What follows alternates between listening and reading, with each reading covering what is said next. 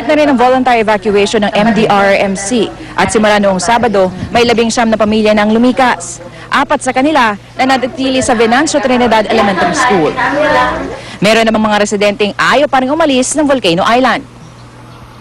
Pero itong tulad namin namang dito na nga tumanda at sanay na kami. Alam namin kung mapanganib o hindi. Kaya kami dinalis.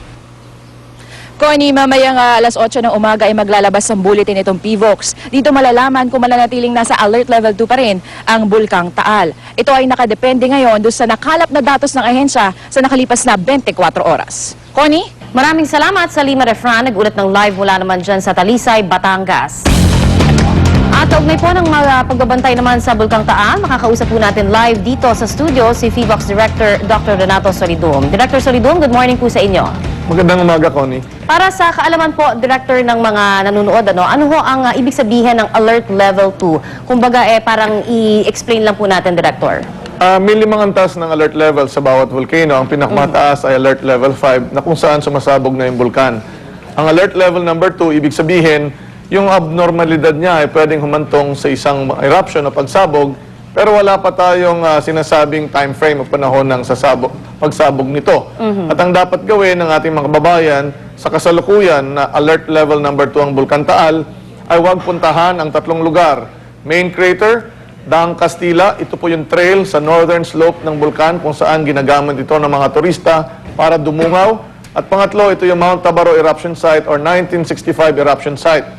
Ang ating binabantayang mabuti ay kung magbabago ang trend o aktibidad ng bulkan, pwede namang ibalik ito sa 1 kung sakaling ito'y humupa. Pero sa kasalukuyan, maintain po natin ang alert level number 2 status sa paligid ng Bulkan Taal. Opo, nabanggit ho kasi sa report din na tumataas daw yung carbon dioxide na masama naman po sa kalusugan. May mga nagtitilapia ho kasi dyan sa area ng Taal hindi ho ba?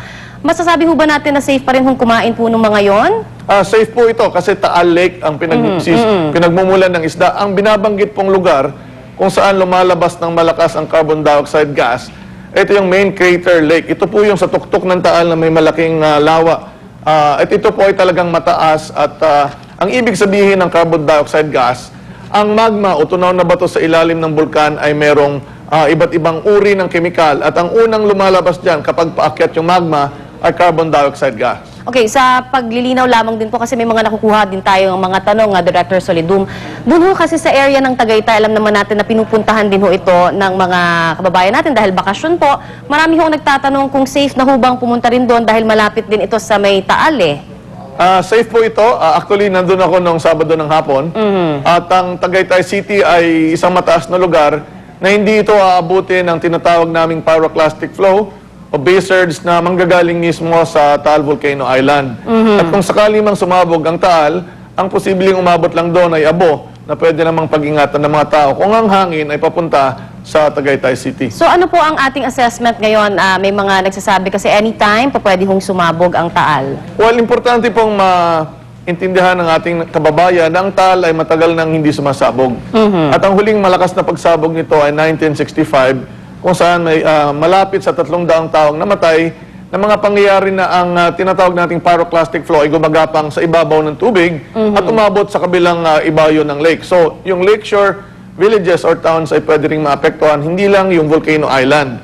Ang issue dito ay kailangan mag-ingat kasi pwedeng mag-escalate ng mabilis. Sa ngayon, wala tayong nakikitang ganong pangyayari, pero dapat maghanda parate. Alright. Ano ang panghuling mensahe nyo naman po sa lahat po ng mga apektado, particular na dito po sa Taal? Well, unang-una po, huwag magpanik at mag-antabay sa anumang abiso na magmumula sa PVOX, DOST at yung mga iba pang ahensya tulad ng civil defense at ng local government. Pero maliwanag po na dapat sundin natin ang nire-recommendang mga bawal at kanilang mga gagawin. Kasi po, ang ating ginagawa ay para lang naman sa pakanan ng ating mga kababayan sa kanilang kaligtasan. Maraming salamat po sa inyo, PVOX Director Dr. Renato Solidum, para naman sa update na yan.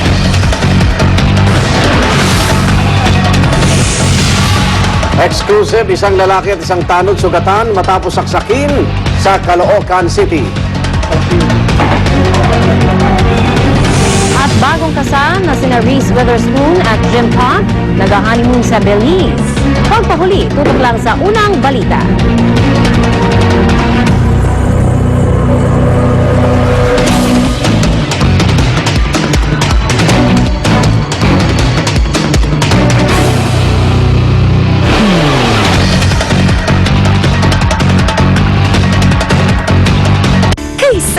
umaga kapag kasama ang unang hirit barkada at CDO ulam burger.